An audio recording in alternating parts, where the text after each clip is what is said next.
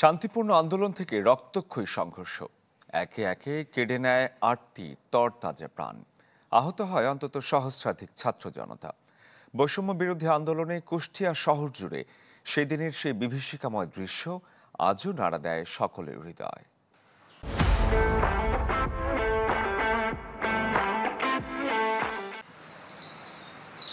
দুই সন্তানকে নিয়ে এভাবেই মানবেতর জীবন কাটছে কুষ্টিয়ার সদর উপজেলার হরিপুর গ্রামের আশরাফুল ইসলামের স্ত্রীর।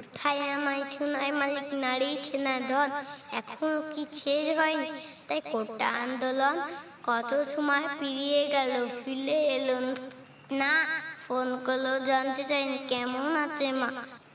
গেল বছর ৫ আগস্ট দুই সন্তান আর স্ত্রীর কাছ থেকে অনুমতি নিয়ে সরকার পতনের এক দফা আন্দোলনে রাজপথে নেমেছিলেন আশরাফুল। তবে পুলিশের ছোড়া গুলিতে ফেরেন লাশ হয়ে। স্ত্রীর অভিযোগ, প্রতিশ্রুতি অনুযায়ী সহায়তা পাচ্ছেন না তার পরিবার। অনেকে তো প্রতিশ্রুতি দিয়েছিল, কিন্তু তারা এখন দেখাই করে না, বা অনেক নাম্বার দিছে কিন্তু ফোন দিলে তারা রিসিভই করে না। তারা তো কিছুই করে না। এই যে আমার ছেলের স্কুল মাদ্রাসায় বললো টাকা লাগবে না, এখন তো সমস্ত টাকাই আমারই দেওয়া লাগছে, একটা টাকাও তো মাফ করে না। আমার বাবা আমাকে খুব ভালোবাসতো, আমার বাবা কথা খুব মনে পড়ে। প্রতি শুক্রবারে পার্কে নিয়ে যেত। এখন ঈদের দিন আমার চাচারা আমার সাথে দেখতেও আসে না। সেদিনই থানা মোড়ে গুলিবিদ্ধ আশরাফুলকে বাঁচাতে গিয়ে বুলেট বিদ্ধ হন ব্যবসায়ী নাজমুস সাকিব। শরীরে শত স্প্রিন্টার নিয়ে আজও বিছানায় কাতরাচ্ছেন তিনি। শুধু গেল ১ বছরের প্রাপ্তি অপ্রাপ্তির হিসেব যেন মিলছে না।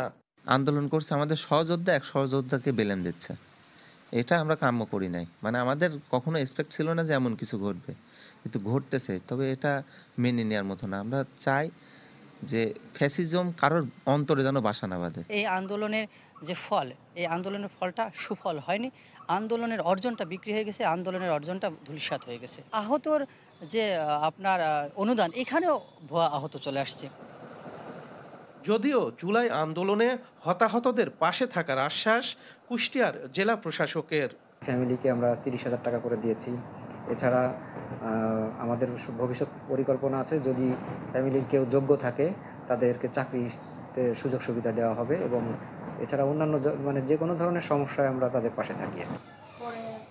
আন্দোলনে ক্ষতিগ্রস্ত সব পরিবারকে সহযোগিতার অনুরোধ এলাকাবাসীর।